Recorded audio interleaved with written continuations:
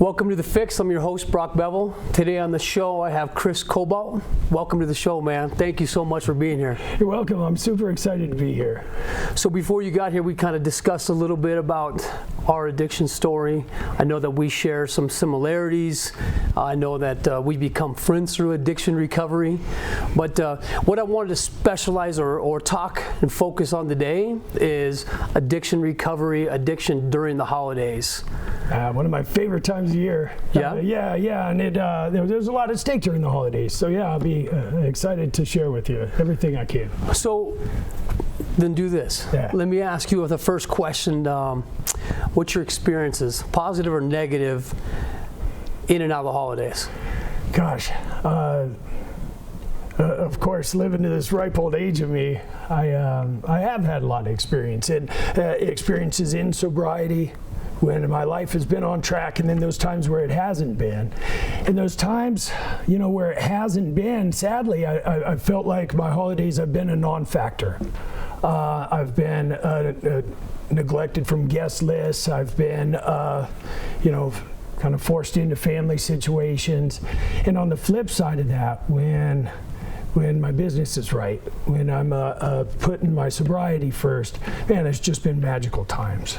But for my whole life, my Christmases, holiday seasons have been affected by alcoholism and addiction, family members leading to myself. So it has taken some effort to train myself out of some of those negative situations. Okay, I like that. What I did ask some folks before I got here because I wanted to have a plethora of information for you, and some of the biggest stressors that they feel that are brought onto them during the holidays is family stress, some financial stress because you're always feeling like I got to buy the best gift, and that creates just a whole nother realm, especially as an addict, because you're trying to part out your money. And then another one was seeing family and the travel. Can you speak on those? I can. I've been around sobriety enough to where there's some maybe some canned answers, but very effective answers for times where I've gone into an office situation, office party. I think I consider where I'm going before I'm there. I know who I am as an addict going in, and maybe be mindful of those people who might be offering me drinks, or those people who I've partied with through office situations before. Just being aware of those things lets me figure out how to be respectful and how to stay healthy. In family situations, I hope that I've been doing some work with my family leading up to, the 20th of December, whatever the case might be, so that those relationships aren't put to an ultimate test just because it happens to be Christmas. I'll be working on my sobriety and working on those relationships for the whole year, or those times leading up to. That's the difference, is you're working on those relationships on a daily basis, right? We're trying to rekindle these relationships. I can remember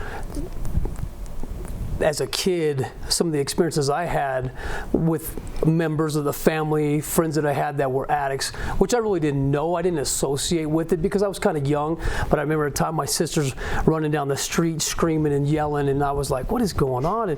And what I didn't understand was I was always waiting for that to happen. I was waiting for the bottom to drop out, like some family member was going to freak out or someone was going to do something that was going to throw off our family dynamics. And as I got older, I've just distanced myself from it.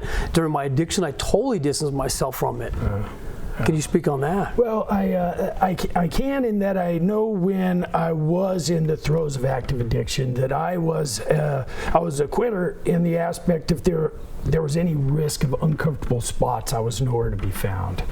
And today, considering what's at stake, those heartfelt moments, the opportunity to experience what real Christmas is, I'm able to recover from that and really to see a lot more value in my health and my time with my family. So how long have you been sober?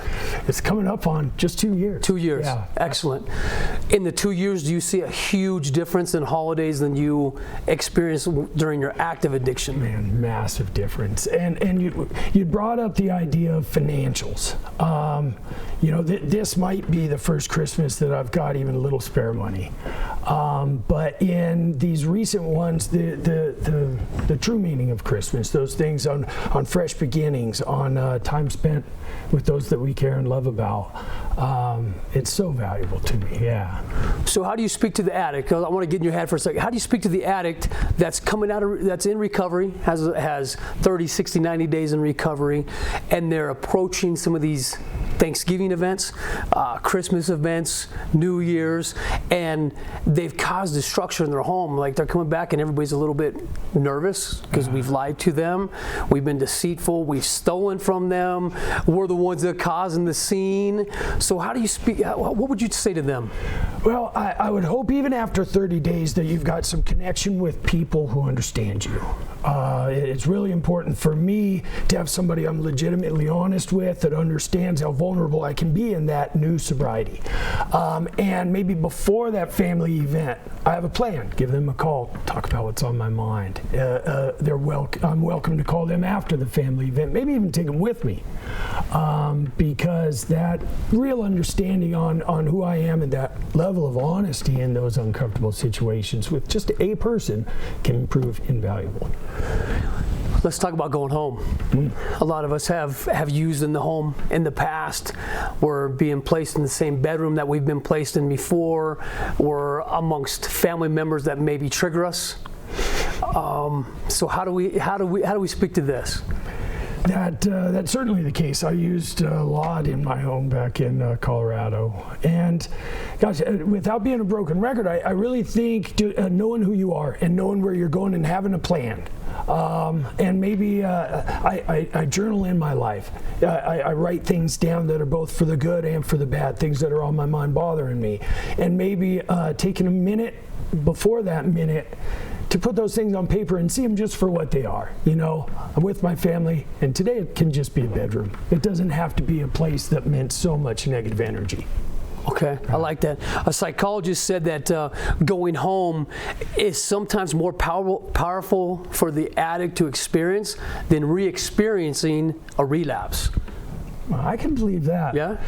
Because whatever that negative memory, if I've had 5 years, 10 years for that to snowball in my head, in my life, gosh, the power that it can have once it comes to a head again, I can see where they're coming from.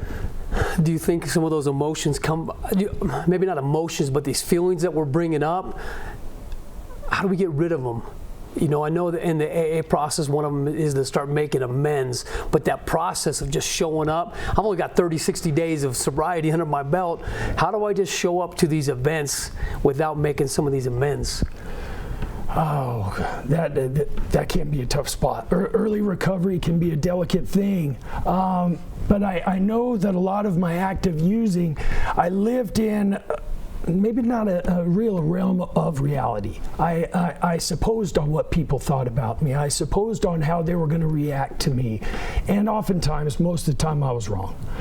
So sometimes, maybe leading with a telephone call, maybe taking that temperature of that relationship before you get there can help set things at peace. Show up and enjoy some turkey. Man, yeah. How about that personal ownership? I really want you to talk on that because I've seen what you have done and accomplished in your own life. I don't know if we need to put that out there, but I know you've had a difficult relationship with your mom. But how about taking that ownership?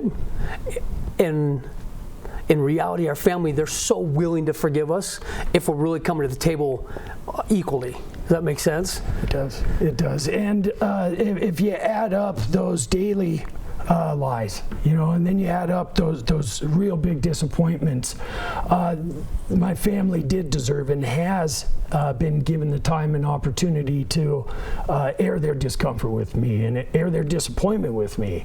And over that time, I hope that I've provided a platform where they can have confidence today that those things aren't going to happen, you know, and I've got a plan that I've shared going forward that might prove that those things aren't going to happen again. But there are some vulnerable times when you're trying to put everything out and to prove that you're a new man.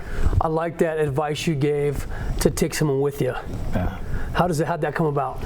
Well, I've had some experience both in the 12-step rooms and in other facilities, and that's always been a spot where you'll have it called a sponsor or call it somebody you look up to, has something that you wish you had, and maybe grabbing that person who has experience in realms that I haven't yet, that can help sort through those ideas of what I think or what is real, make things a little easier.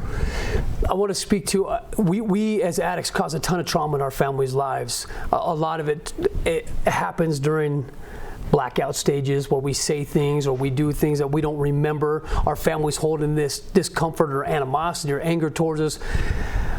What would you tell the addict today or a family member today to not make it easier for them to approach and come together, but what advice would you give family members that this person is actually changing? Gosh, from my experience, my family had given me the benefit of the doubt through years of hard times. And I think through that 30-day, 90-day marker, there's going to be some real telltale signs that things are legitimate now. So I think honest communication is a big piece. I live a faith-based life, so sometimes I'll touch base with my spiritual advisor, something like that, to look for guidance. But I honestly think that 30 days of legitimate sobriety and putting in some work on that sobriety, that it'll be real plain to those family members that things are changing. We have a lot of men that come through the program 5-6 times, not our program, but different programs in the nation. And I know the family members are thinking, hey, I've seen this before, 30 days, 60 days, 90 days. How do we overcome these, I don't know what you even call them, these moments of, I know we can't speak for the families because we're really not on that side, but how do we ease that addict's mind that, hey, it's going to be okay, like this time's different? Well, I think from my experience, what is different this time is the daily commitment, just the daily commitment. And I've used an analogy with some friends that my work in sobriety is a lot like making my bed. To where you make your bed every day for 30 days straight. You're a person who makes their bed. You're in sobriety, and you've given it attention every day. And maybe you only do 29 out of 30 days, but you're still in recovery. But you turn into that person who hasn't made their bed for 7 days, and you're back to being that person who's not paying attention to your sobriety. We're going to take a break, and we'll be right back with The Fix.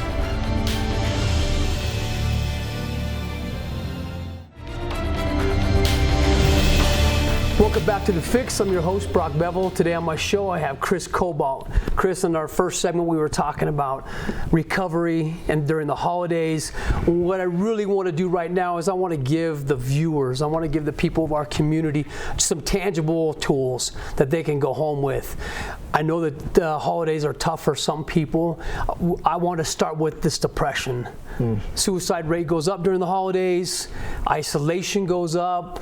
We don't want to leave the home. We choose not to go visit family. So let's speak on that. Well, I think a lot of what maybe in the past has kept me out of some wonderful events has been fear. Fear of the unknown, or maybe hiding from some of my past. So of course my faith helps with those things. But I also try to make sure that I communicate, with those people that I love and know what to expect. For maybe I'm afraid there's going to be too much booze or too much partying activity. A little communication can help with that. As far as the depression goes, again, taking these holidays as another day and continuing to put the work into your sobriety is how I try to stay in front of those things and make sure that I'm present in my life and not at home on these wonderful days. So we talk about big triggers during the holidays, 4 of them. HALT, right? Yeah. Hunger, angry, lonely, tired. So a lot of us, that loneliness during the holidays, what happens if it's legit? What happens if I have a family member, a friend, someone that's going to be at this party, this Christmas party, they're going to be at my table for Thanksgiving? What if they're toxic in my life? We always talk in addiction recovery, you got to eliminate these toxic people. How do we handle that situation? Man, it can be a difficult situation because family deserves family, but I try to keep my sobriety first. So though I might welcome the opportunity. I might really have to take the temperature of that whole situation, because without my sobriety, I don't have much. In fact, I don't feel like I have anything without my sobriety. So maybe I'd have opportunity to gauge how much toxic is going to be at that table and make some real decisions. I got to give myself enough freedom to know where I need to be. So you're telling me, if I'm reading between the lines, it's okay to kind of minimize that time with them? Yeah. So I can put myself at the table? Yeah. Well, I truly feel like you should be and could be at the table, but if that toxic behavior from that person is going to jeopardize, then I've got to give myself the freedom to maintain my sobriety first. So that's why I bring that friend. Yes, sir. So they can see it and they say, let's go. So talking about triggers, some of the big triggers, family members, past rooms that we've stayed in, people. Do you experience any triggers during the holidays? You know, I do. And during the holidays in my past, I was very financially driven around the holidays. And I would take on shame and maybe some guilt in not being able to afford, not being able to keep up with the Joneses. And, you know, with those things, you know, there is some work that I can do around that. Because so frequently I will make believe like if presents, happy Christmas, but the reality of my life has been that rarely has my financial well-being had an impact on my holiday well-being. So your triggers come based on financial? It can. It certainly can, and it comes based on the perception of how well I can treat those people I love. When today I feel like treating them with respect and honesty and integrity is probably the biggest Christmas gift I can give them, and you know, I think that's going to come out automatic. See, I'm the opposite. I mean, financial is a big thing, but the people, the toxicity in that home, that's a trigger for me. Does that make sense? Yeah. And so I'm the same way as I'm okay saying, hey, I'm going to be on time, I'm going to be here, but I'm going to limit that. I'm going to be here for X amount of time, and then I got to know myself, that I can feel myself. I was telling you before, I have a certain family member that just frustrates me, and they know how to get under my skin, but I can feel it coming. I can feel myself getting hot. I can feel my palms getting sweaty, and I get frustrated, and then I'm like, okay, I got to step away and realize that anger, right? HALT, is part of just a trigger. It's just one of those steps that I need to learn how to control. And maybe a bit different. We have a little different personality. Like my emotions get flowing on more of a recluse, a sadness, a shame. So when in my past failures, have come into those situations, and my family is trudging on, you know, doing their wonderful things. If I get drawn into the past, you know, then I can feel less than, and those things, you know, on the depression or some of that shame might lead me into a situation where I would normally use if I'm not taking care of myself. So how do we handle depression? Mm-hmm. How do we handle it? Gosh, it might be a complicated question because it does take some work. It has to do, for me, with my regret from the past. You know, I can steamroll on those negative feelings and maybe fear of the future. But I really try to stick with some people to stay centered and exercise those things to make sure that I can leave those things in the past. I can't leave them anywhere else. And for those things that are forthcoming, you know, with some support and some people that provide me examples of courage, maybe I can see a different vision of the future. One thing that really helps me during the holidays is don't change my routine. Like, I'm a creature of habit. And so I get up at 5 o'clock in the morning, I get into my scriptures, and then I get ready for the gym, and I go to the gym, and I have this process that I do every day with my wife. The same process, because it keeps me sober. And not only that, but it keeps me grounded. Right? And what's interesting is just because we're at a family member's home or we're traveling on the holidays doesn't mean you still can't go to the gym, which eliminates depression, right? I can still go to church. So I can still do meetings. I can still hit these AA meetings, but it does take a little bit of planning. It takes a little bit of planning before we get there, before we leave, is to make them. Have you ever tried on vacation to hit these meetings? Have they been successful for you? You know, and I have, and it's an interesting situation because I found even different parts of a metropolis will have a different feel or a different point of emphasis as they're handling the same 12 steps. And it can be a bit of a vacation from your regular group. We've got our meat and potatoes, but while we're traveling or experiencing some other cities, it can be real interesting. Always a welcome spot at a 12-step meeting for sure. I agree with that. They're different when you venture, and I'm not a huge 12-step guy. Like, I know it's crazy to say, it just wasn't what got me to sobriety. My personal relationship with God did. So that's where I have to really buoy up mine. One thing I want to speak about with the last couple minutes is this thought of, it's just a holiday. Like, don't panic. Don't throw everything out the window because you feel a trigger, because you're amongst different family members, or you're doing different routines. How can I make that clearer? Man, that you know, as you were talking about having a regular plan. You know, I think that's wonderful for sobriety. I think that's wonderful for anybody who has a plan to be a success, you know, in different areas of their life. And sticking to that regular plan for me is important in that you're right, December 24th, December 25th, March 20th. You know, these are still days that I'm going to make a commitment to myself. These are still days that I'm going to maybe have a written goal and be pursuing those things. So I can easily agree with you that we can take a lot of the steam out of the climax by realizing in the addict score, the recovering addict score, what's truly important, and that's today. Maintaining sobriety with healthy line of thinking. Wow, that's a good way to close that, man. I just want to pick your brain real quick. How are you? You said you have 2 years sobriety. You have a stressful job, sir. Especially during the holidays. Your job seems like it just gets busier. How do you maintain focus when you feel yourself getting out of control? Gosh, that. You know, through these last couple of years and through some advancement through the company, I've gotten a different feel for challenges in my life. Whereas in my active use, I might make sure I never lost by never really being in the game.